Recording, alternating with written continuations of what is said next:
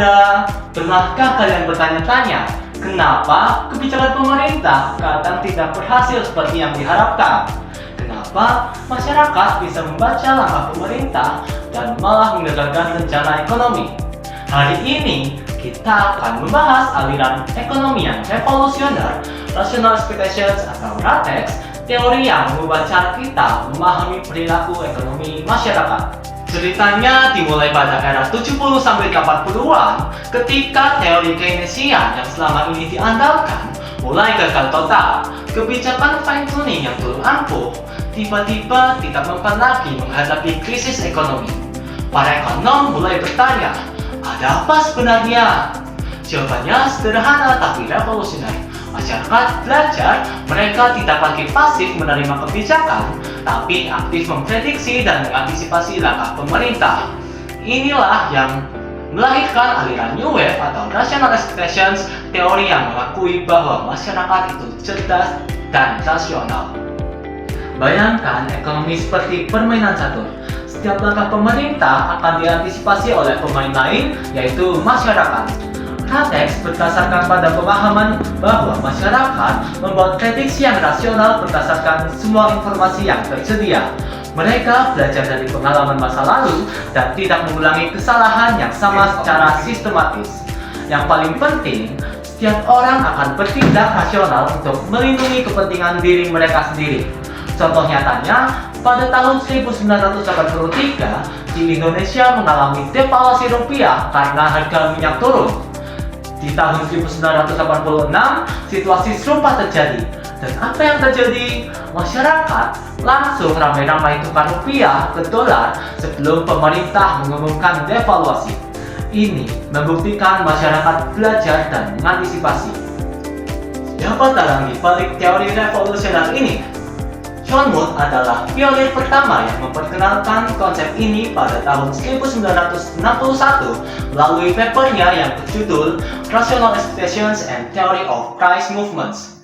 Namun, Robert Lucas lah yang kemudian mengembangkan teori ini lebih jauh, terutama dalam menganalisis trade-off antara inflasi dan pengangguran. Thomas Sergent dan Will Wallace dari University of Minnesota memperkuat teori tentang ketidakefektifan kebijakan.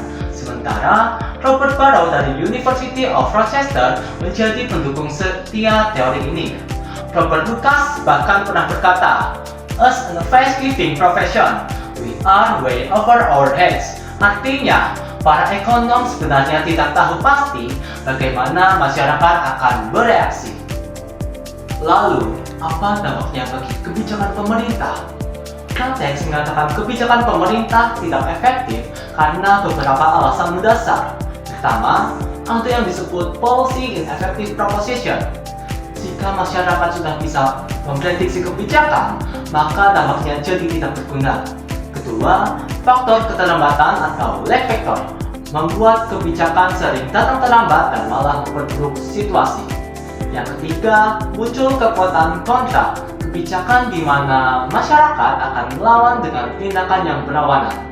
Contohnya, di Amerika pada tahun 1979 membatasi jumlah uang untuk mengatasi inflasi. Tapi kebijakan ini keluar pada bulan Maret 1980, padahal resesi sudah mulai pada bulan Januari. Hasilnya, ekonomi malah tambah hancur. Solusi RATEX, pemerintah sebaiknya bikin kebijakan sederhana, transparan, dan tidak terlalu sering berubah-ubah. Tentu saja, teori sekeren ini tidak luput dari kritik. Para pendukung seperti Thomas Sergent dan Will Wallace menegaskan bahwa kebijakan moneter memang tidak efektif untuk jangka pendek maupun jangka panjang. Robert Barrow juga mendukung dengan argumen bahwa hanya perubahan yang tidak terduga saja yang bertambah pada output ekonomi. Namun, tidak semua ekonom setuju. Frederick Meskin dan Robert Gordon meragukan proposisi ini karena bukti empiris yang lemah. Michel Lovell bahkan menunjukkan bahwa manusia tetap bisa melakukan kesalahan secara sistematis dalam jangka panjang. Faktanya, berbagai penelitian empiris memberikan hasil yang berbeda-beda. Ada yang mendukung, ada yang menentang. Ini menunjukkan bahwa RATEX masih memerlukan penelitian lebih dalam. Meski kontroversial, Pratex telah mengubah dunia ekonomi. Pengaruhnya terasa sampai hari ini dalam proses deregulasi dan debirokratisasi di seluruh dunia, termasuk Indonesia. Pratex mengajarkan kita jangan pernah meremehkan kecerdasan masyarakat. Mereka bisa belajar, beradaptasi, dan mengantisipasi. Pertanyaan untuk kalian nih, apakah di era digital ini, dengan akses informasi yang makin mudah, teori Pratex jadi makin relevan?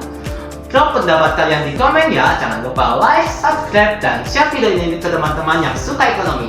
Semoga video ini bermanfaat untuk memahami salah satu teori ekonomi paling berpengaruh di era modern. Terima kasih sudah menonton sampai habis, ekonomi muda.